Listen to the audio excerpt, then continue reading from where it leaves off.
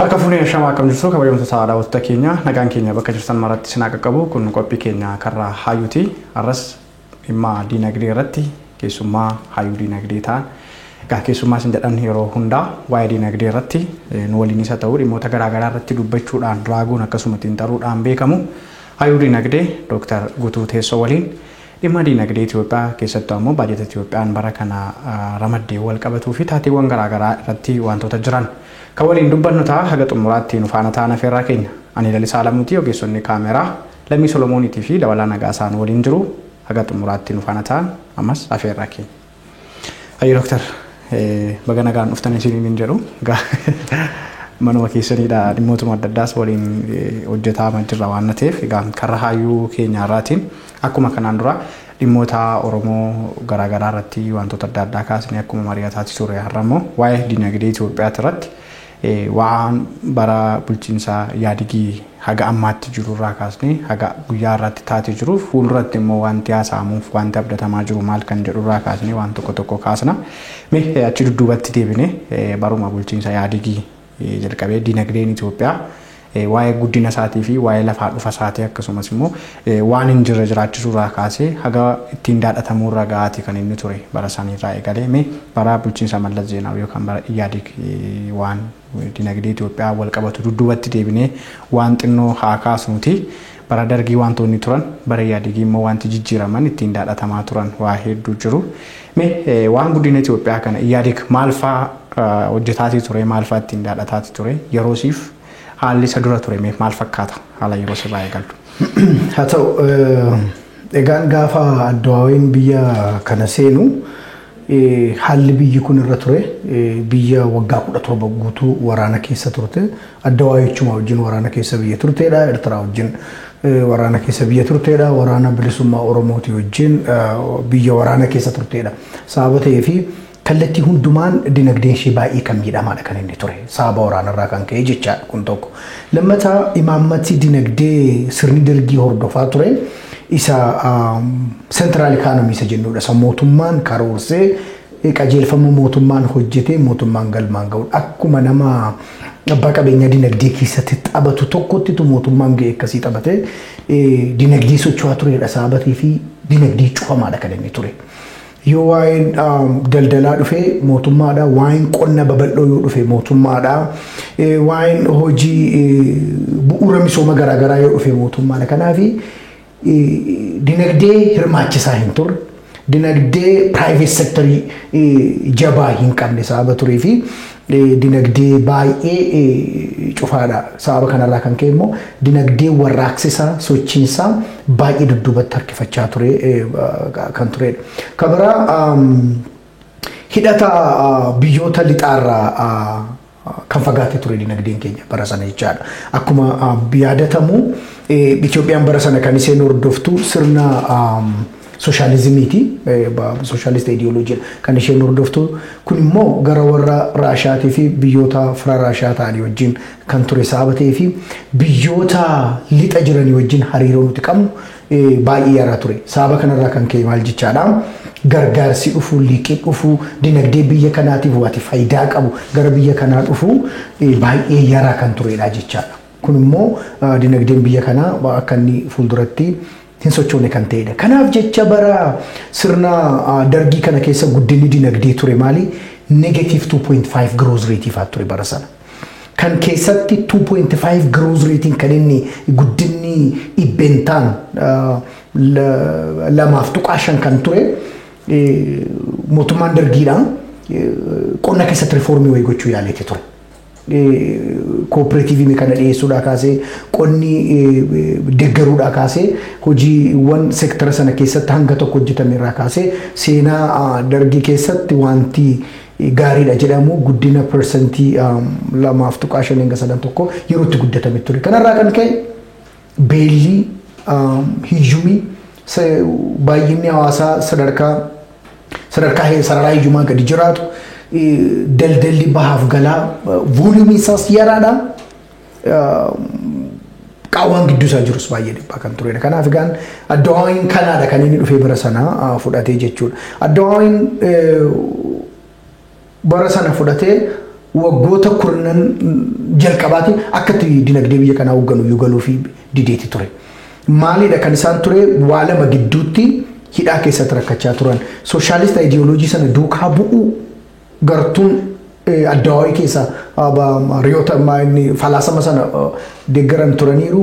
Gartuun immoo achi keessaa ba'anii gara firii maarkeetii ikoonoomii kanas immoo leellisuu barbaadan turaniiru. Sababa kana ta'eef waggoota kurnan jalqabaatiif guddinni Itoophiyaas guddinni dinagdee biyya kanaas baay'ee gadi aanaadhaaf xiqqaadha ture tokko imaammata luuccaan yeroo ittiin qabaatamne ture lama loliisa keessaa isa dhufame tiraawomaa loliisaa waggoota 17 ol ture keessaa ba'uudhaaf yeroo dheeraa kan itti fudhateedha.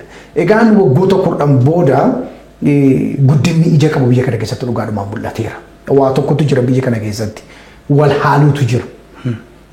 Inni hojjetate hamma hojjete ol dhaadheeffachuutu jira. Isa hojjete immoo ganuutu jira. Fakkeenyaaf Addawaayeen biyya kana gaafa fudhatu waanuma dargiin godhe hundumaa duwwaatti kan inni dabale. Gamoo dargiin jalqabe duwwaa, qonna dargiin jalqabe duwwaa, industirii dargiin jalqabe duwwaa, imaammata dargiin jalqabe duwwaa, waan dargiin godhe dargiin barnoota namoota buleeyyii adult literacy kan jennu Afrikaa keessatti nama badhaafame. Dargiin gaarota biyya kanaa magariisaan uwwisuudhaaf nama dorgomaa hin qabne ture. Waa dargiin godhe cufti garuu balaaleffatamaadha kan inni ture jechaadha. Kanaaf waa namni sirni tokko hojjetatu balaaleffamaaf malee waggaa 10 booda Addawaayeen hojiin hojjete baay'eensaa waan bifa qabu, waan gaarii, waan abdii namatti kennuudha kan turedha jechaadha. Waan jalqaba sana irratti hojjetame keessaa waa tokko lama sadii kaafnee ilaaluu hin dandeenya. Tokkoffaan bu'uura misoomaa irratti Addawaayeen waa guddaa hojjeteera. Bu'uura misoomaa kan akka daandii kan akka barnootaa kan akka humna anniisaa kan akka telekominikeeshinii kan bishaan dhugaatii kan tajaajila fayyaa kan extensioniin bara sirna Haayile Sillaasee jalqabe biyya kana keessatti qabbanaa'ee kan ture hamma gandatti extension agentiin hanga jiraatanitti ga'eetu ture. Kanaaf hojiiwwan gurguddaa baay'ee hojjetamuun yaalamee ture jechaadha. Gamoon magaalaa Finfinnee keessatti argamuuf magaalaa naannoo baay'ee keessatti argamu baay'een isaa kan hojjetame bara Addawaayiiti. Daandiin aspaaltiidhaa Finfinneedhaa kaasee hanga Xiyyoo asii bahee hanga daangaa Tigraayitti, asii ka'ee hanga daangaa biyya Amaaraatti, asii ka'ee hanga Somaaleetti, asii ka'ee hanga Affaaritti hojjetee Oromiyaa keessaa illee iddoo keessumatti gara lixaallee baay'ee hin hojjenne, gara Baalee kanallee baay'ee hin hojjenne, Booranaa Gujii keessallee baay'ee hin hojjenne, iddoo biraatti garuu hanga daangaa Xiyyootti aspaaltoonni hojjetaman sun baay'een isaanii bara Addawaayee kan hojjetamanidha. Ibsaan akkuma sila dubbadhe hydroelectric power baay'een Gibee irratti kan hojjetaman kun baay'een isaanii kan hojjetame barsa Takazii irratti kan hojjetame kun baay'een isaa even galaana Abbaay kana irratti kan hojjetame barsa bara Addawaayiiti. Kanaaf bara Addawaayiidhaa wanti hojjetame, wanti ittiin boonamu, wanti isaan ittiin dhaadatamu baay'eetu ture. Haa ta'uti garuu hamma isaan dhaadachaa turan jechuun immoo miti. Hanga wanta Itoophiyaa bifuma see completely jijjiiranitti hanga waan Itoophiyaan kuni Awurooppaa wajjin wal gitteetti waan isaan odeessaa turani hundumtuu beekamaadha. Hanga sana ta'uu dhiisu malee wanta hojjetame guddaadha. Egaa waan baay'ee kaasuu dandeenya waan amma sirnoonni darban sirnoota dhufan sirnoonni darbaniif sirnoonni amma haaraa qabatu waan mootummaa darbe waan hunda bishaanitti naquu fi humna laansisuun kan jijjiiru amma Iyyaadig waan gurguddaa lafaa dhufaa jijjiiru sirnum tachi kee dhalatee guddate ammoo yeroo dhufu sirnuma sana wantoota jijjiiraniin faallaa kan deemu waan baay'eetu mul'ata. Egaa guddinni dinagdee biyya tokko fakkeenyaaf kanuma Itoophiyaa namoonni keenya miseensota paarlaamaa ta'anii dorgomanii mootummaa waliin yookaan Iyyaadig waliin wallaansoo wal qabaa turan safartuun dinagdee Itoophiyaa akkasiin dittan kana miti jechuudhaan obbo Bulchaa Dammaqsaa Faas ta'uu Profeesar Mararaan Faas yeroo sirnoota sanii waliin wallaansoo wal qabaa turan. Haalli yeroo jiru guddinoota isin amma kaastaniin mootummaan yeroo isin daadhataa garuu ka warreen yookaan akka mormitoonni jedhaniin ammoo faallaa ta'etu dubbatamaa ture. Mee safartuun dinagdee kan mootummaan himatuu fi kan yeroo obbo Bulchaa Dammaqsaa Faallee mormaa turaniif haalli saayinsiitiin safartuun dinagdee biyya tokkoottiin safaramu maal fakkaata sanarraa kaasu. Haa ta'u hunduma keenyatu yaadataa paarlaamaa bara muummicha ministeeraa Mallas Zeenaawwii faa turanii gameeyyiin hayyoonni keenya kan akka obbo Bulchaa Dammaqsaa fa'aa Profeesar Mararaa fa'aas kanneen biroo baay'eeni waa'ee guddina Itoophiyaa kana kallattiin alkallattiidhaani yaada mormiis yaadammoo isa fudhatamus fudhatamaa akka isaan turan hunduma keenyatu yaadata. ጠቅላይ ሚኒስትሩ መንግስቱ ደጋግሞ ኢትዮጵያ በ110 በ111 አድጋለች ይላል። እኔ እሳቸውም የኢትዮጵያ ኢኮኖሚስቶች ሁሉ ያውቃሉ። በ111 ማደግ ማለት ተአምር ነው። ይህን ተአምር የሰራችው ቻይና እንደውም አሁን እየሰራች አይደለም። ታይዋን፣ ደቡብ ኮሪያ ናቸው። እንዴት ኢትዮጵያ በ111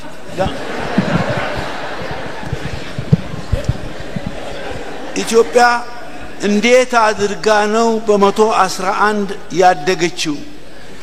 dinagdeen biyya tokko maaliin safarama inni jedhu kuni sirriitti beekamuu danda'u turre jiran nutamma waan dinagdeen ittiin safaramne isa safarra si'a baay'ee dinagdeen biyya tokko guddina growth isa jennudha guddinni dinagdeedha kan inni ittiin safaramu oomisha biyya tokko keessatti waggaa bara kana oomishameedha GDP jennaan kana oomishi kun oomishi qonnaa hammamtu oomishame oomishi industrii hangamtu oomishame kan tajaajila hammamtu oomishame kan jedhu kun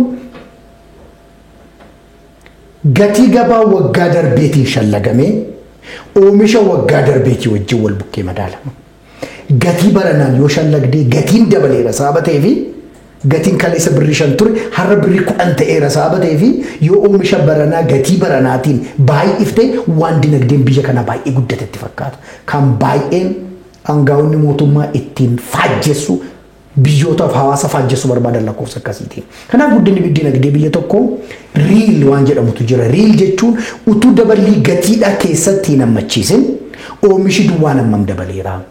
Qonni kuntaala meeqa dabaleera. Qonni hundumtu kuntaalaan shallagamuu dhiisuu danda'a. Oomishi industirii meetirik toonii meeqaan dabaleera. Inni jedhu kuni gara maallaqaatti jijjiirameetu wal bukkee madaalamaa jecha. Inni kun guddinaa jedhama. Kanaaf baroota absira dubbachaa turre keessumatti gara waggaa 15 imaammatoota waggaa 5 kan ture yerootti paas deepiidhaa kaasee hijuma hir'isuu sagantaa hijuma hir'isuu addawaa'een jalqabeetii kaasee jijjiiramni oomishaa biyya kana keessatti guddina fooyya'aa argisiisaa dhufeera. Kan qonnaas guddina argisiiseeti jira, kan industiriis guddisa argisiisee jira, kan tajaajilas guddina qabatama argisiisee jira biyya kana. Otuu ta'uudhaa baate gaafa addawaa'een biyya kana seene baay'inni uummata kana miliyoona 60 gadi, miliyoona 50 wayi. Har'a miliyoona 120. Atatti jiraachuu dandeenya utuu waa jijjiirame utuu qonni kun waan fooyyomne ta'e utuu industiriin kun waan fooyyomne ta'e utuu wanti oomisha waggaadha kapitaaliin oomishamu kun jijjiirame hin jiru ta'eeti atatti uummata miliyoona 120 jiraachisuu yookaan of qallabuu hin danda'ameera. Kanaaf guddinni tureeraa guddinni oomishaan guddi lakkama. Haa ta'uuti garuu misooma waan jedhutu jira development isa jennu. Misoomni garuu guddina duwwaan hin shallagamu. Guddinni shallaggii safartuu misoomaa keessaa tokkittiidha. Indikeetarii tokkittiidha. Fakkeenyaaf guddinni dinagdeedhaa jiraa tokko gatiin tasgabbaa'eeraayi. Gatiin dhaabateeraa miti tasgabbiin agarsiisaayi. Carraan hojii bal'ateeraayi. Waggaa 5 nama miliyoonii tokkoof carraa hojii waggaatti uumna yoo ta'e bara kanammoo miliyoonii tokkoof walakkaadhaaf carraa hojii uumuu dandeenyeeraayi. Qaawwaan hiyyeessaaf dureessa gidduu jiru dhiphisuun danda'ameeraayi. Qaawwaan dureessaaf hiyyeessa harka qalleessa gidduu jiru dhiphisuun danda'ameeraayi. Daldala ba'aaf galaatu jira. Inni nuti biyya alaatti galchinuuf inni nu biyya alaatti erginu qaawwaa qaba. Qaawwaa kana dhiphisuun danda'ameeraayi. Hin dabarte sarramuu dabartee dhimma koorniyaa keessatti hammachiifna. Dhiiraaf dubara gidduu mirgi walqixxumaa wayyaa'aa dhufeeraayi. hirmaannaan dubartoota dabalaa dhufeera jetta. Isarra immoo dabarta. Jireenya mijataa jiraachuu danda'an guyyaatti si'a meeqa nyaachuu danda'an. Guyyaatti inni nuti nyaanne kun immoo midhaan nutritious ta'eedha. Moo cidhiidhuma kanatu nama qallabdee nyaati dabaleera guyyaatti sadii nyaachaa jira jettaadha. Mana barumsaa miidhagaa keessatti bifaan yeroo ilaalan kan miidhagu barumsi qulqullina qabu kan keessatti kennamu barataan gammadu inni akkasii wayyaa'eeraa. Inni dabartamoo jira gara fayyaa modhattu. Buufata fayyaa gaafa dhaqxu ol seentu si mijatu simannaa qabdu. Hakiimii ogeessa fayyaadhaa ogummaa gaarii qabu tajaajila ga'aa sii kennu. Yeroo barbaaddetti tajaajilamtee dhoksaan keessii eegamee argattee taa'e. Gaafa daandii kanarra deemtu daandii mijataarra deemaa jirtaa. Konkolaataa mijataa keessa taa'aa. Kun hundumtuu maal jedhama? Qulqullina jireenyaa jedhama. Quality of life. Kun misoobii tokko misoomeera gaafa jennu quality of life in jijjiirama qaba. Maallaqa kaleessa galiina meedhaa doolaara Ameerikaa waggaatti 1,200 ga'u qofatu hin taane jireenyi dhala namaa wayyaa'eera isa jedhudha. Kanaaf biyya kana keessatti guddinni dinagdeedhaan qabatama kan qabu hanga tokko kan miidhagu tureera. Akka isaan jedhanii persentii 12 guddanneera, persentaa 10 guddanneera hanga jedhan ta'uu dhiisuu danda'a. Safartuun dinagdee warroon ammaadhaan safaramaa jechuudha walumaa gala. Kanaadhaan safarama. Kana yoo jenne yeroo baay'ee ammoo waama safartuu dinagdee yookaan kana guddanneerraa kana mul'isneerraa daandiin hojjetameera gamoowwan akkasii hojjetameera kan jedhu fakkeenya kaasanii akkuma isin amma kaasan wantoonni baay'een gama mootummaatiin kan dhiyaatan ni jiraata. Safartuun dinagdee gama yookaan roga mootummaan himatu kanaan giddugaleessuma keessatti yookaan magaalota gurguddoo biyya keessatti gamoowwan mul'atan daandiiwwan baaburaa mul'atan yookiin immoo konkolaataa miidhagoo magaalaa gurguddoo keessa jiraniin safaramamoo gadi bu'ee jireenyi goda baadiyyaa jiru maal fakkaataa akkasuma warri giddugaleessaan jiraatan immoo jireenya akkamii jiraatu warri magaalaa jiraatan magaalaa guddoo biyyaa ittiin maqaan biyyaa ittiin dhaamu jiraatan waanuma magaalaa keessatti ifatti mul'atu industiriiwwan jiran yookaanis immoo dippiloomaatota magaalaa keessa jiran wayitaa waan isaan waan fooyya'aadhaan jijjiraatan saniin safaramee himatti immoo Itoophiyaan walumaa gala waan biyyattii keessa jiru ilaaltee safartee himti kan jedhu raawwaa kaasu. Egaan kanaadha ammoo wanti biyya kana keessatti rakkisaa ta'e guddinni dhufe kun akka inni hiikan qaban hin guddanne nuti lakki akka jechisiisu kan godhe maaliidha tokko. Guddinni dinagdee dhufte kun galiidhaan kan safaramu jenne kun oomishaan safarame inni jenne kuni kan inni jiru eessa jettee ilaalte Finfinnee keessa. Finfinnee naannoo Finfinneeti kan inni jiru. Warshaan jajjabaan kan ta'e Finfinnee naannoo Finfinnee asii yoo deemte naannoo Direedawaa xiqqoo agartam achi ol baatee Kombolcha jira achi baanan Maqaleedha kan itti galtu. Baalee kana keessa warshaan jiru. Arsii kana keessa jiru. Wallagga maaliisi? Ilubaaboor Jimma faadhiisi. Harargee Direedawaan naannoo sana waa tokko lama jiraachuu danda'a ta'a. Naannoo Amaaraatti iddoo tokko jiraachuu. Inni guddate jedhamu kuni iddoon itti argamus yaraadhaan kan irraa fayyadames namoota yaraa. Abbootii yaraa, aangaa'ota yaraa, gartuu yaraa murna tokkotu irraa fayyadame guddinni biyyi kun galmeessite qonni biyyi kun laatte industirii biyyi kun laatte tajaajilli biyyi kun laatte kan irraa fayyadame gartuu tokkoo fi murna tokko ta'uu isaati kan guddinni kuni guddina hiika qabeessa miti kan nuyichiise. Fakkeenya fudhannee olaan magaalaa Finfinnee keessaa baatee gara sulultaa kana sichi yoo deemte uummanni barreessuudhaaf dubbisuu hin dandeenye baay'eetu jira. Asiin gara holataarras baatee olaan baadiyyaa isaatti achi yoo seen uummanni bishaan dhugaatii hin qabne mana barnootaa hin qabne buufata fayyaa hin qabne afaan isaatiin dubbisuu hin dandeenye kan teekinooloojiidhaan fayyadamne kan bilbilli isaan beekne ibsaan isaan beekne baay'eetu jira. Guddinni kun guddatamu iyyuu malee eenyu guddateedha gaaffii. Gaaffii ta'uun kan irra jiru eenyu ni guddate sun. Bara sana kan guddate aangaa'ota gajjallaadhaa gararraadhaa amma gajjallaatti sirna sana keessa kan jiran baay'een isaanii guddataniiru tokko jedhe. Firoonni aangaa'ota kanaa baay'een isaanii guddataniiru lama jedhe. Namoonni aangoo kanatti dhiyeenya qaban baay'een isaanii kaabaas kan dhufan baay'ee akka wanta uummata Tigraay qofaatu irraa fayyadametti kan lakkaa'amutu jira baay'ee kijiba. Guddina dinagdee biyya kanaa keessatti dinagdeedhaan gararra akka olii kan jiru saba Amaaraati baay'ee biyya kana keessatti.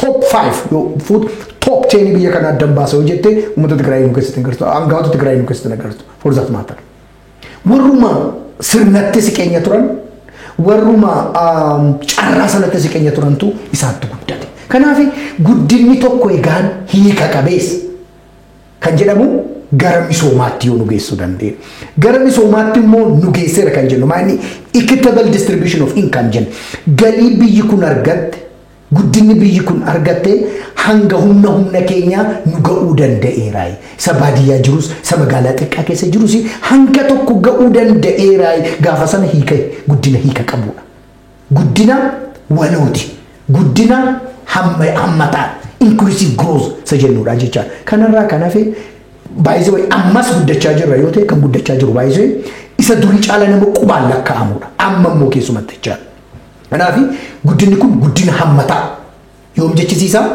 Finfinneen irraa hirmaatte Adaamaan irraa hirmaatte Dambidoolloof Beegiin irraa hirmaatte Roobeen irraa hirmaatte Asallaan irraa hirmaatte Awwadaa irraa hirmaatte Kamisiin irraa hirmaatte Jimmi keenya gaafa irraa hirmaatu Gujiif Booranis gaafa keessaa qooda fudhatu okay guddinni kun guddina hammataadha guddina nama hundumaa bira ga'eedha jechisiisaadha kanaafitu guddinni bara addaa wayiidha hiika qabeessa hanga tokko jijjiirama fide suni akka hin beekam akka inni sadarkaa barbaadu irra hin geenye kan ta'e hafee fi iddoo yaraattitu xiyyeeffatee hafee gartuu yaraa harkatti xiyyeeffatee saaba hafiif ture.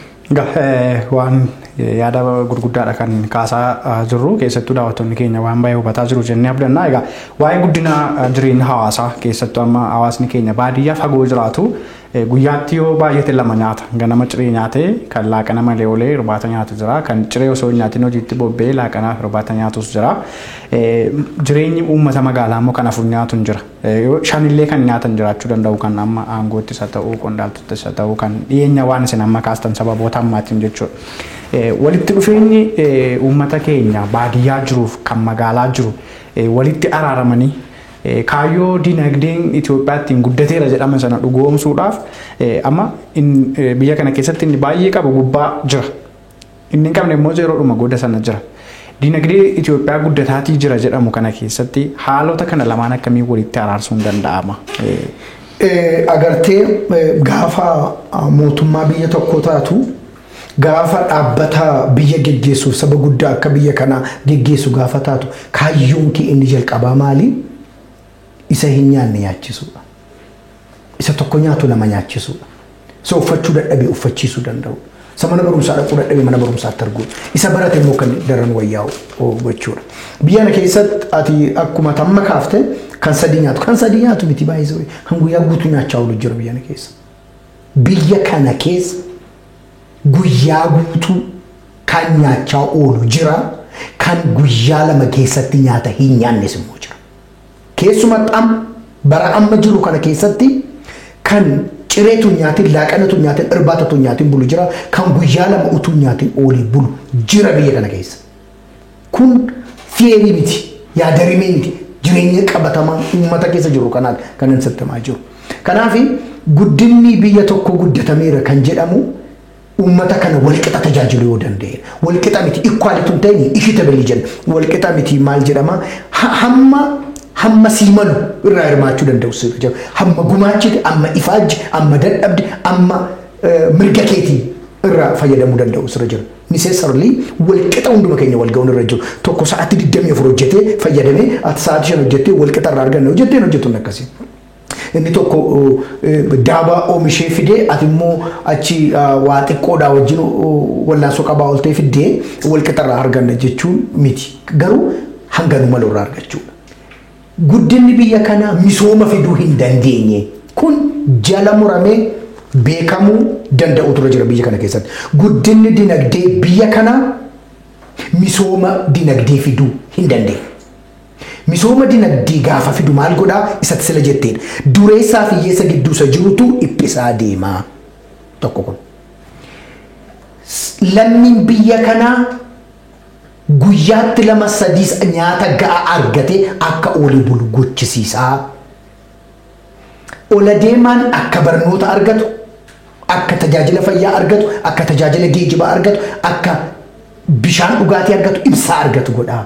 Biyya kana keessa namni carraa anni humna anniisaa argate persentii 30 wayi. Baadiyyaa kan jiru iddoo baay'eetti dhibbatti ibsaan beeku. Bishaan dhugaatii manatti galu hin beeku. Tajaajila bilbilaa hin beeku.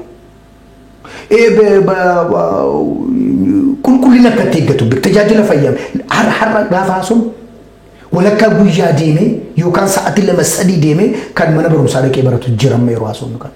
Kanaaf qaawwaan bal'achaa dhufeera. Finfinneef naannoo ishee wayyoofteetti. Bahar Dar wayyaa'eera. Hawaasaan wayyaa'eera. Uummanni keenya naannoo Daaroo Labuu jiru garuu hin wayyoofne. Uummanni keenya baadiyyaa Baalee jiru garuu wayyoofne. Baadiyyaa Arsii, baadiyyaa Wallaggaa, Harargee, Iluu Baabur Jimma kan jiru hin wayyoofne. Baadiyyaa Tigraayinis, baadiyyaa Goojjamii Gondariinis kan jiru kan Affaarfaa immoo cina isayyuu yaadamu. Kan Somaalii kan Affaarfaa kun immoo yaadamu. Hin wayyoofne. Kanaaf guddinni kun misooma fiduu hin dandeenye. Guddina gamoo lakkaa'amu ta'ee hafe. Guddina sarara asfaaltii lakkaa'amu ta'ee hafe. Guddina gombisaa minaaniitiin lakkaa'amu ta'ee hafe malee guddina jireenya namaa jijjiiru. Guddina qalbii namaa wayyeessu. Guddina abdii namaa jijjiiru. Guddina ilaalcha namaa wayyeessuu fi guddina mirga namaa wayyeessu ta'uu hin dandeenye sababa ta'eef misooma fiduu hin dandeenye. Isa kanaaf dhagaan qaawwaan bal'ateera. Kan amma koo bileenii lakkaa'u. Bileenii seenuuf amanannaa fi jedhame yerootti dhaadatamu irra geenyeera. Warshaa 5ffaa banuun irra jira jedhame yerootti dhaadatamu irra geenyeera. Maallaqa hammanaan ga'utu irra jira jedhame jaarraa itti dhaadatamu irra geenye jira. Kan garuu loon isaa jalaa dhume haati manaa hin qotti abbaan manaa garuu gindii harkisa. Kanaadha guddinni dhufee inni jedhamu inni keessa jiru keessumatti. Hedduu galatooma waan baay'ee kaasaa jira. Mee amma immoo gara baajataa Itoophiyaatti achaa ceenu kan baranaa fi kan erga Ihaadeeg kufee mootummaan ce'umsaa jedhameef akkasuma amma immoo paartiin badhaadhinaa biyya kana hoogganaa jiru erga gara aangootti dhufee kaasee yeroo jalqabaatii fi Ihaadeeg seenee haga har'aa yookaan haga dheengadda guyyaa lamaatti dinagdeen Itoophiyaa waggaa waggaadhaan 2-10-7 ni dabale jedhamee himamaa ture. Yeroo jalqabaatiif bara 2018 erga ce'umsa jedhamee amma immoo paartiin badhaadhinaa aangoo biyya kanaa harkaa qabu erga biyya kana geggeessuu jalqabee baajetiin Itoophiyaa hin qabdu yookaan immoo dinagdeen Itoophiyaa dhibbentaa 7 gadi kufee jiraachuu isaati kan isaan ifaan ifatti amananii ibsan jechuudha. Kufaatiin Itoophiyaa dinagdee Itoophiyaa kabara kana mootummaan amane yoo kufaa turellee mootummaan hin amanu kanaan dura garuu barana ifaan ifatti qaala'insi jireenyaa dhibbentaa 40 akka dabalee jiru dinagdeen Itoophiyaa immoo dhibbentaa 7 akka gadi siqee jirudha kan isaan ifatti amananii ibsaniiti turani. Kun rakkoodhuma waraana Itoophiyaan keessa jirtu wal qabatamoo dhugaadhumatti dinagdee Itoophiyaatu haalota rakkina amma kaasaa jiran kan wal qabatudha jettanii yaaddu? Dinagdeen biyya kanaa baay'een gammadammaa persentaa dhibbentaan 7 kan jedhudha ga'u kooti. Raaga nuti raagaa turre raayii dhibbentaadhaan negative 5% growth rating galmeessiti dinagdeen biyya kanaa jalleeti kan raagaa turre. Qilleensuma irraa fuunee miti. Jibbiinsa gartuu tokko saaba qabu yoo guddannes nu guddate yoo wayyoofnes akka biyyaatti akka uummataatu namatu wayyaa'e. Kan biraan itti wayyaa'u miti. Kanaaf amma immoo dhibbentaan harka 7 gaafa jedhamu gara dhugaatti deemamaa jiraachuu keenyaaf agarsiisa. Amma guddannee yeroo jiran namni nama dhaga'u hin jiru baay'ee wayi. Wanti jaramu lamee beekamu Yuunivarsiitii 40 wayitu jira. Barataa kana keessaa ba'een mana jira. Baadiyyaa ganda hundumaa yuunivarsiitii kana seenee kan ba'e ganda sana keessa namni tokko lama jira. Gowwoomsuu hin dandeessu hawaasa kana. Sobuun hidhuma abadan sobuun hin dandeessu. Information flow biyya kana keessa amma jiru asii gaafata asii moobaayilii kee gadi qabdee cuqaaftu xiyyoo daangaa biyya kanaa irratti kan hin dhaga'amu. Kijibuu hin dandeessu. Kanaaf persentii 70 dudduuba deebi'eera kan jedhu kuni gara dhugaatii fudhatamuu isaas baay'ee nama gammachiisa. Kanaadha. Maaliif itti guddachuu dadhabne isa jedhuun waa tokko 2-3 kaasa tokko biyyi lolisa keessa jirtu yoomiyyuu guddina galmeessa hojjettee addi yoo ta'e kijiba. Kanaan dura si'a 2-3 irra deebinee dubbanneeti jirra. Qisaasanii lolisa biyya kanaatiin dhufe yoo xiqqaate bajeta Itoophiyaa waggaa 10 kileemii godheera jenneeti. Estimation dhumaan biraafilii manni barumsaa ammana yoo diigame kilaasruumiin perkaareen kanaan ijaarame yoo ta'e daandii aspaaltii ammanni yoo diigame buufati fayyaa rasaasi meeshaan maal kan hundumaa waa tokko raafii istimeetii gootee isa gaafa fuutu biyyoo xiqqaate bajeta Itoophiyaa waggaa 10 gadi hin ta'u. Kiraayisisiin keessa galee jechaa kan barana. Diigamsa baay'ee jira jechuudha. Lolisa kanarraa kan ka'e. Lolisa kaaba Itoophiyaa jiru miti. Warra kan lixa Itoophiyaa warra kan godina Arfan Wallagga warra kan Beenishaangul kun warra kan lixa Shawaa kuni waggaa 2-3 ta'anii. Waa'ee oomishaaf oomishtummaan daldalli sulula'aan hojiin investimentii hiika qabeessa erga badee tureera. Kibba Itoophiyaa yoo fudhattee ilaalte erga hojiin investimentii, hojiin qonnaa, hojiin beelada horsiisuu, hojiin albuuda baasu kompiliitilii erga shaatar dhiitee waggaa 3 waggaa 4 lakkoofsiseeti kan inni jiru. Hojiin hoteelaaf tuurizimii erga dhaabate waggaa 2 ol lakkoofsiseeti jira. Hoteelaaf tuurizimiin biyya kana irra jireessi gara kamiidha? Gara kaabaati. Kaabila isatti erga galee makuna waggaa tokko fulakkaa irra dabarreeti jira. Isa dura immoo gaarreffannaa ture jira. Walitti bu'uu isa daangaarra ture. Kanaaf waggaa gara waggaa 2tti deemaa jira. Hojiin tuurizimii erga maqaa isaa kaasuu naaf jecha. Hojiin albuuda baasu albuudi kan jiru lixa Oromiyaati. Wanta wal haallu hin qabu. Beenishaanguliif lixa Oromiyaati, kibba Oromiyaati kan inni jiru. Albuudi hiika qabeessa lafa kana keessaa ba'ee dinagdee biyya kana jijjiiruu kan danda'u amma ammaatti ba'ee biyya dhaqaa kan jiru naannoo sana kan jirudha. Gujiidha albuudii erga ba'ee hangami. Gara lixa Oromiyaati, Lubaaborii, Wallaggaa, Beenishaangulii erga ba'ee Walloodha erga ba'ee hangami. Ibsa beeka. Beellada qabeenyi biyya kanaa livestock economy keenya 50% of the GDP gara percent 10% siqaa jiru. Beeladi biyya kanaa erga ongeedhaan dabalatee erga rukutamee ture. Kanaaf lolisaa wajjin wal qabatee nagaa dhabuu wajjin wal qabatee dinagdeen biyya kana seenaa keessatti rakkoo irra ga'ee hin beekne dhagaheeraadha. Ongee wajjin waan dhufee jiru argineeti jira keessa jiraachaa jira. Ongee irra darboo hawaasni gammoojjii waan inni godhe agarreera. COVID-19 wanta inni godhe agarreera. Kanaaf dinagdeen biyya kana gahee guddaa inni fudhatu nagaa dhabuudhaa fi rakkoo lolisa biyya kana keessatti dhalateedha. Kaazinaa mootummaa qullaatti hambiseera. Kaazinaa mootummaa federaalaatu hin ta'e hanga godinaaf hanga aanaatti nagaa eegsisuudhaaf waan akkasiitiif bajetii mootummaa gara misoomaatu hin ta'e gara sanatti akka dhangala'u erga ta'e oolee buleetii jira. Kanaaf baay'ee hojiin dinagdee dhaabbateera yoo jenne numa nu dandeessisa.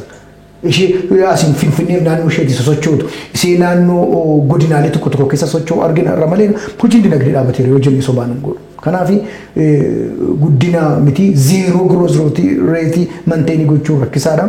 Kanaaf paarlaamaan manni maree biyyoolessaa kanatti amanee fudhachuunsaa waa dhugaadha.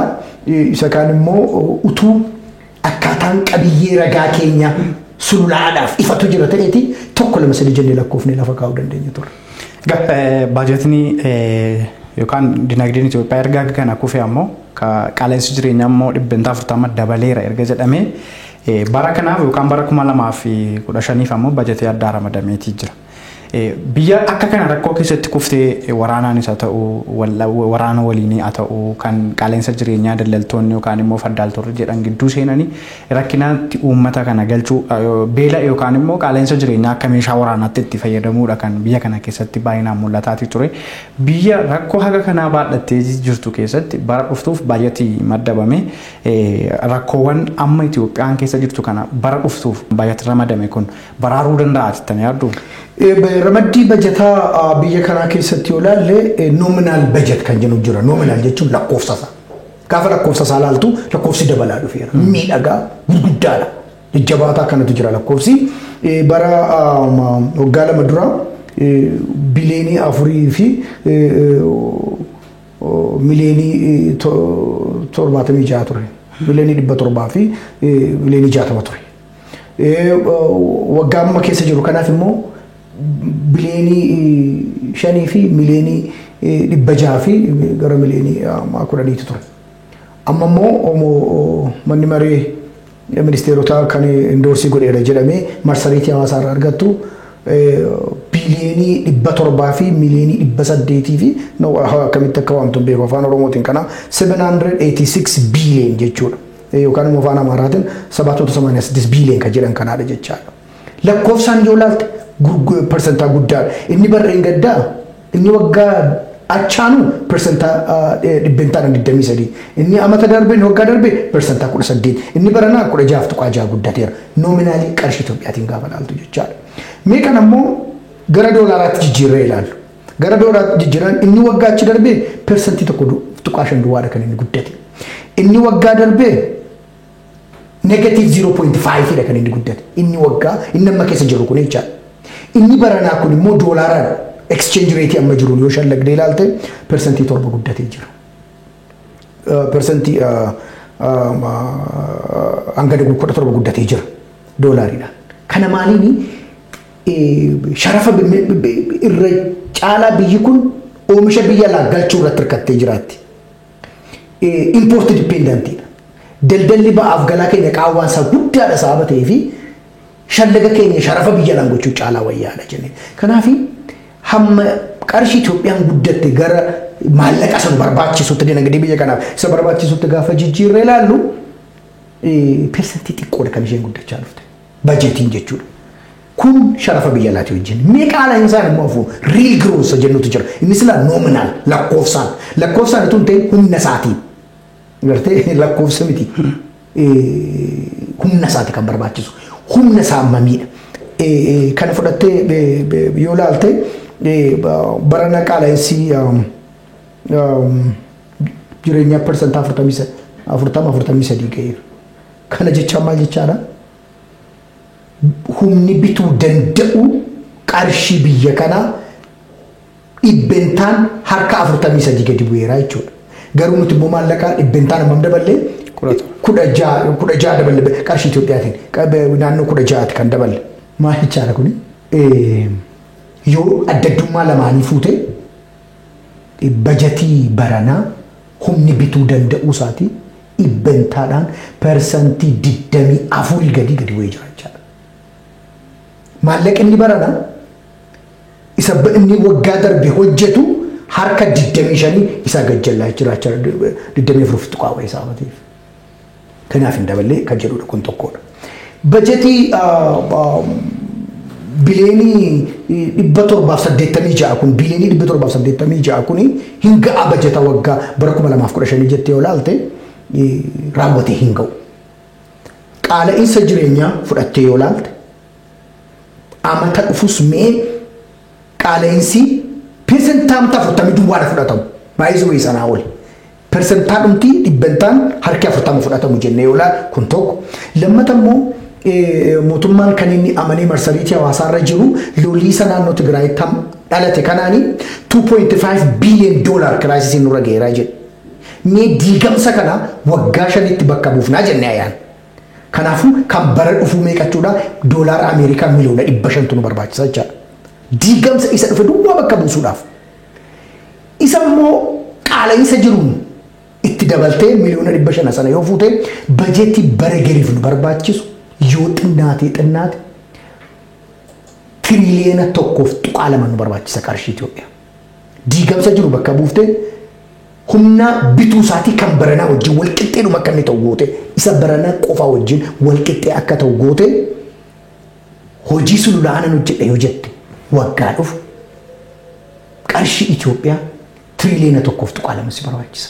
Yoommoo lakki guddina persentii 10 guddatte isarratti dabaluudha jechuudha. Persentii guddina harka 20 haa agarsiisu bajetii koo jette immoo sanatti dabaluudha jechaadha. Kanaaf lakkoofsi guddateera humni bituu isaatiif humni hojii hojjechuu isaatiif humni jijjiirama fiduu isaatiif hin guddanne jechaadha. Kana immoo qabatamaa to'an barana ta'erraa ilaaluu dandeessa. Waggaa darbe maal jennee bajetii keenya persentii 8 guddateera jedha. Inni biliyoona 561 kun. Garuu hojii barana hojjetame yoo ilaalte daandiidhaan bishaan dhugaatiidhaan mana barumsaatiin qaala'insa jireenyaa furuudhaan deeggarsa industirii gochuudhaan jijjiiramu hundi keenya waan agarudha jechaadha. Kana jechuun maal jechuudha? Maallaqichi hojii ga'aa miti hojii qaqqabu hojjechuu hin dandeenye. Kanaaf bajetii barana Ramadan lakkoofsaan guddaadha kan yeroo biraa wajjin wal bira qabdee yoo ilaaltu garuu haafa jechuudha. Haafa. qaala'insa jireenyaa fi rakkoowwan amma Itoophiyaan keessa jirtuuf keessa turte baraaruudhaaf baay'atni kun ga'aa mitiidha walumaa gala. Ga'aa miti iyyuu duwwaatu hin ta'ini harka 60 ol kaveriin godhu. Harka 60 harka 50 ol caalaa ol kaveriin godhu. Kana keessatti amma waan ilaallu keessatti amma naannoo Tigraay waraana keessa turte jechuu inuma dandeenyaan waraana keessa turtes immoodha. Rakkoo Itoophiyaan keessummeessite inni guddaa waraana kaabaati. San keessatti egaa bara darbe baay'atni naannoo Tigraay irraa madamin ture.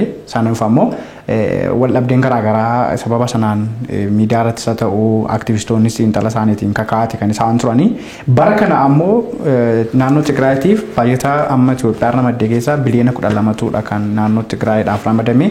Naannoon Tigraay ammoo Itoophiyaadhaaf yookaan mootummaa federaalaatiif bara kana baajata galchite homaa osoo hin qabaatiin tarii naannoo sana dandamachiisuuf ta'uu danda'a yookiin immoo naannoo sana qabachuufis ta'uu danda'a biyya sana keessatti mancaatii qabeenyaa fi beela uumameef yookaan beela akka meeshaa waraanaatti itti fayyadame kan mootummoonni gamtoomanii jechaa turan dandamachiisuu ta'uu danda'a. Birriin biliyoona 12 baajatii ramadameefii jira. Akkasuma ammoo Oromiyaafis naannoo biliyoona 70 kan ta'u ramadameeti kan jiru jechuudha. Oromiyaan ammoo galii isheen yookaan gibira isheen mootummaa federaalaatiif laattu dachaadhaan kan caalu kanuma isheen gabbartuun yookaan kan isheen kafaltuun kan waliin madaallitu ramadameef. Baajetni naannoleedhaaf ramadamu kun ija saayinsii diinagdeetiin yookaan immoo naannoleen hagi isaan qabaniif hagi isaan mootummaa federaalaaf tumsa godhaniif waraana yookaan immoo rakkoo hawaasaa rakkoo fayyaa rakkoo waraana keessa jiraniin dandamachiisuunis oolchuudhaanis yoo wal bira qabnee ilaalle haalli ramaddii baajataa kun maal fakkaata? Waan nama dhibu keessaa walgahii addawaawayiin bara dhumaa dhaabbatni Dimookiraasummaa Uummata Oromoo gara ODP Oromoo Dimokiraatik Paartiitti gaafa jijjiirame walgahii isa Jimmatti taa'e irratti rezoluushinii tokko jennee beektonni dinagdee walitti qabamanii yaada laanneef keessaa inni tokkoof inni guddaan maal ture murtoo jajjabaa murteessanii ba'uu jenne innis maal jedhama fiiskaal diisentralizeeshinii jabaa murteessanii ba'uu jenneeti kan inni abdachaa turre maal jechuudha galii keenya ofuma keenya maneejii goone waan mootummaa federaalaaf ol ergine ol ergine hamma ga'ee keenyaa jechuudha ol ergine isa kan akkamitti akka maneejii goonu isa jedhu akka murtoon akkasii dhimma istiraateejikii dhimma poolisii dhimma imaammata guddaa biyyaati sababateef kan irratti murtaa'aa jennee egaa ture gaaffii kaafte kana wajjin kanatu wal ilaalaadha biyyi Tigraay waggaa tokkoof wayii loliisa keessa turaniiru wal gaarreeffannaanis tureera bajetii inni bara 2014 kun naqeeraa fi wayii ni jedhus gaaffiidha. Kan inni jalqabu kuni Juulaay waggaa darbeetu mini kan baranaa kun kan jalqabu loliisa keessa ture naqeeraa fi maallaqi kun sejeru inni baranaa inni baranas ramadameef kun immoo hin naqaa fi wayii eessarra dhaqa baankii isa kamiin naqa xayyaaraan fe'amee naqa maal bituu dhaqa maal ittiin gurguruu dhaqa maaltu jira sochii dinagdee maaliitu naannoo Tigraay keessa jira closed dhamma Tigraay karaa Sudaanis closed dha karaa Itoophiyaas cufamaadha karaa Eertiriyaas cufamaadha maal godha maallaqi kun gaafa dhaqu haadha si qaala'insa jireenyaa cirasaa baasamu yoo dhaqee yoo akkamitti dhaqa government treasury regional government treasury eessi jira isa jedhudha na kun kanaafi hin naqaaf hin naquun saayyuu eessi yoo dhaqee immoo isarra dhaqaafiin saay baay'ee gara mootummaan isa ramaduumaaf ramade immoo mootummaan federaalaa dhuguma kallattii ittiin ergeechiin qaqqabsiisuu qaba inni jedhu gaaffiidha jechuudha kan biraa mootummaan naannoo Tigraay persentaa meeqa gumaacha kana keessa yoo gumaacha immoo karaa kamiin nu erga treasury mootummaa federaalaatti kallattii garaagaraan galiiwwan hojii mootummaa misawaa irraa argamee fi galiiwwan gibirarraa funaanaman karaa kamiin tocheessu nu erga. Kanaaf inni kun waan gaaffii fi hin fakkaataa wayii jechuudhaaf illee kan nama rakkisuudha isa jiruudhaaf. Gara Oromiyaatti yoo dhufne waa dhugaa tokko dubbachuun gaariidha. Xiyyoottis baafnee ofii looguun barbaachisaa yoo ta'u baate bajetii biyya kanaa ramadamu harki guddaan isa Oromiyaa keessaa dhufa. Kallattiidhaan al kallattiidhaan. Finfinneedhaa dhufachuun otomaatikaalii kan Oromiyaati. Keessumatti kan baranaa irra jireessisaa yoo dhufe Oromiyaa keessaati kan inni dhufu. Sarara daldalaa kana business corridor, investment corridor, trade corridor kan hundumaa saalaali. Asii ba'ee hanga Beegii ga'utti, asii ba'ee hanga Gambeela ga'utti, asii ba'ee hanga Moyaalee ga'utti, asii ba'ee hanga gara Jibuutii daandii Jibuutii walloo irra ba'ee Jibuutii ga'utti koridoriin madda galii ta'e madda daldalaa ta'e madda biizinesii ta'anii naannoo Oromiyaati. naannoo Amaaraa waan keessa jiru naannoo kutaa Gojjam hanga tokko gumaachuu danda'a kan qonnarraa argamus warshaalee jijjiiran tokko tokkorraa kan gumaachuu jiraachuu danda'a. Okay kan Tigraay already dhiifneera. Affaar keessa hangamtu dhufa dhiyaati. Somaalee irraa naannoo mootummaa naannoo Somaalee irraa hangamtu dhufa dhiyaati. Haa dubbannu yoo ta'e dhaabbatichatu Oromiyaa keessa bini ta'a malee kallattiin alkallattiin qabeenyi biyya kana gibira keessuma gibira kan dhufu Oromiyaa keessa madda hojii sobaan godhu jechuudha. The lion share considerably the lion share in Oromiyaa keessa dhufa. Inni kaan immoo liqaadha.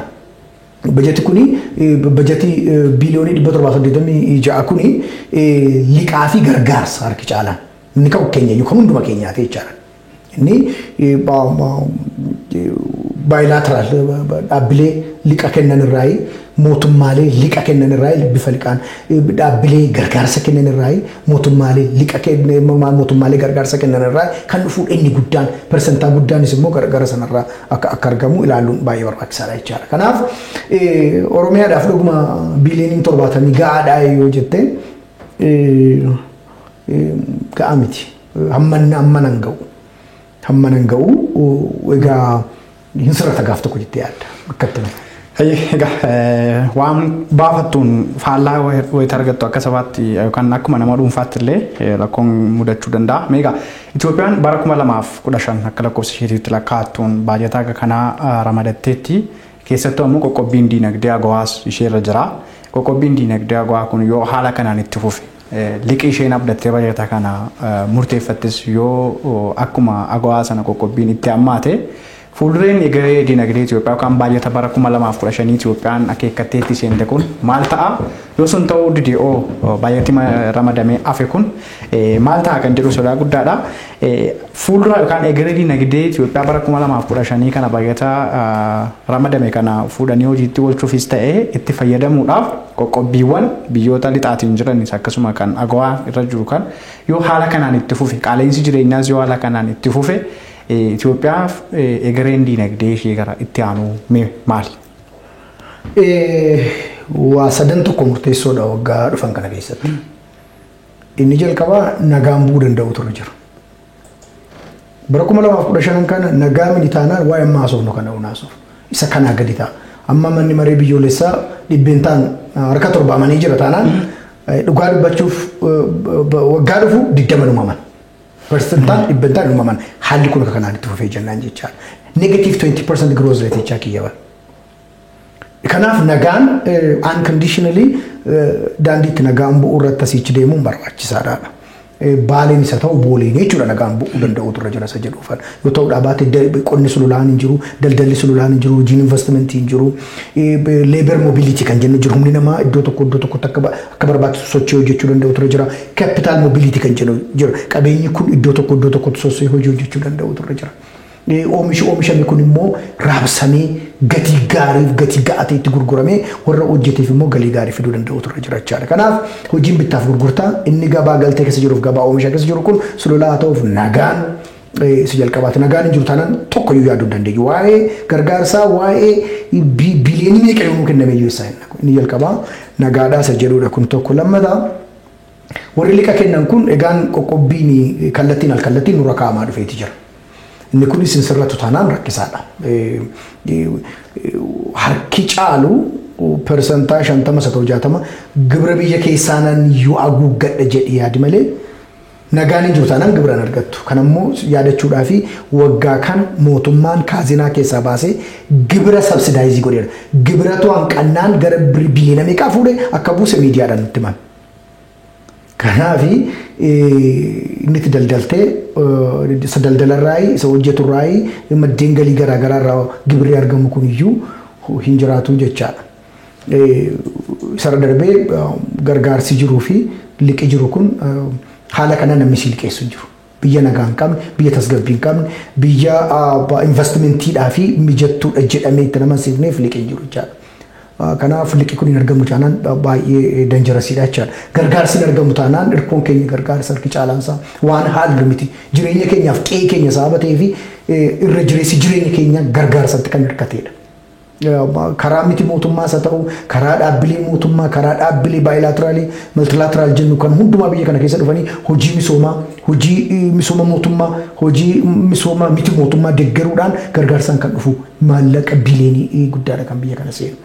Agartee daldala ba'aaf galaa keenya keessa yoo ilaalte biliyoonii 14 adda addummaa isaa kun hundumtuu kanarraa argamu gargaarsaaf liqaa fi waan akka namoonni biyya alaa jiran Itoophiyaa biyyan warri lammiin biyya kana biyya alaa jiran kan isaan argan irraati. Kanaaf gargaarsiif liqeen jiru taanaan hojjetudha. Kanaaf immoo waan baay'ee ilaaluu dandeenya. Piroojeektiin biyyoolessaa gurguddaa baay'een maaliif dhaabbatanii hafan? Maaliif oduun isaanii baay'een hin dhaga'amu? Riqa akkasiifaa, daandii akkasiifaa, warshaalee akkasiifaa, humna anniisaa akkasiifaa, hidha jal'isii akkasiifaa jedhamee maaliifitu miidiyaarraa badaa deeme sitti fakkaata? Liqa kanaaf gargaarsa kanatu waggaadha gara waggaatti qoqqobbiidhaan rakkoolee garaagaraatiin hir'achaa dhufee jechaadha. Kanaaf bara garees rakkoon jiru kun furamee hariiroo nuti warra lixaa wajjin qabnu hariiroo nuti uummattoota addunyaa kana international community wajjin qabnu dippiloomaasii nuti qabnu jijjiirama guddaa hin fidu taanaan piroojeektiiwwan gurguddaa akka biyyaatti qabnu faayinaansii gochuu mitiitii lafa inni jiru sochoosuun tootaalii dadhabamuu danda'a. Kanaaf akkuma ati jette bajetii kun kan inni irra jireessa hirkatee deemu liqaaf gargaarsa dhufu gibira funaanuuf immoo nagaadhaa fi tasgabbii jiru irratti kan hundaa'udha. Tole galatoomaa yeroon keenyas dhumateera waan ta'eef egaa sagantaa keenya karraa hayyuurraa sumarratti guduunfinaa yaada bal'aa waliin taasisneef maqaa daawwattoota FIBtiin hedduu isin galateeffanna. Galatoomaa. Hayya daawwattoota keenya karri hayyuu keenyarraa kana fakkaata ture waa'ee dinagdee Itoophiyaa saagaram kan jedhutii fi fuulli maal kan jedhu irratti waa amma kaasnee haasa'aa turerraa waan baay'ee hubattaniitu jenneeti abdanna sagantaa keenya karra hayyuu torbee ammoo ajandaa biraatiin kan walitti deebinu ta'a hagasitti horaa bulaa deebana lalisaa lamuun ture ogeessonni kaameraaf teeknikaa Lammii Solomooniitii fi Dabalaa Nagaasaan waliin turanii fayyaa ta'a.